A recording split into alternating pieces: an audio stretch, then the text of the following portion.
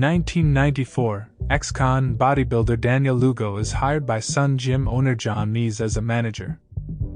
Lugo befriends trainer and bodybuilder Adrian Doorbal, rendered impotent from steroids. He envies the earnings and lifestyle of Victor Kershaw, a member he begins to train. Inspired to be a doer by a motivational speaker, Lugo plans to extort Kershaw for his assets. He recruits Doorbal and Paul Doyle, another ex-con and born-again Christian struggling with drug use. Sun Gym Gang kidnaps Kershaw, taking him to a small warehouse. Although Kershaw identifies Lugo, the scheme proceeds as planned. Under duress, Kershaw makes calls to provide explanations for his disappearance and transfers his assets to Lugo. Mees is bribed to notarize documents in Kershaw's absence. After collecting Kershaw's money and assets, the gang attempts to kill Kershaw. They stage a drunk driving accident, then burn his car, then run him over. The gang members spoil themselves with Kershaw's riches. Lugo takes over Kershaw's car and home. Doorbal marries Robin, the nurse treating his impotence. Doyle abandons his restraints, blowing his money on cocaine and his new stripper girlfriend.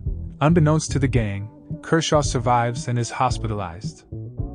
He informs the police, who dismiss his story because of Kershaw's manner, blood alcohol level, and him being from a South American country known for drug trafficking. Kershaw contacts Ed Dubois, a retired private investigator, who warns Kershaw to leave the hospital. Kershaw takes his advice and hides in a cheap motel. Dubois tails the gang and meets Lugo, who becomes suspicious at the mention of Kershaw. After Kershaw furiously calls Mees about his stolen money, the gang identifies the motel he stays at. They go to kill him, but he has already checked out.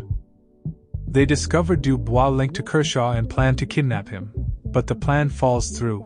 Doyle and Doorbal, having gone broke after excessive spending, plan another kidnapping with Lugo. They target Frank Griga, owner of a phone sex operation. They lure Griga and his wife Christina Furton to Doorbal's to propose an investment scheme. The discussion breaks down and a physical fistfight ensues. One of Doorbal's weights falls on Griga's head, killing him. Doorbal accidentally kills Christina by overdosing her with tranquilizer. They dismember the bodies and dispose of them in a swamp. Doyle, perturbed by the violence, leaves the gang and returns to the priest's church. The police learn of Griga and Christina's disappearances and, with evidence from Dubois, plan to arrest the Sun Gym gang. The police arrest Doyle at the church, Doorbal at home, and Mees at the Sun Gym. Lugo flees in Kershaw's speedboat. Deducing his move, the police rush to a bank in Nassau, Bahamas to catch him. Lugo slips away again, but gets runs over by Kershaw and is finally arrested. At the trial, Doyle gives a full confession incriminating Doorbal and Lugo. Robin also testifies against Doorbal. Lugo and Doorbal are sentenced to death.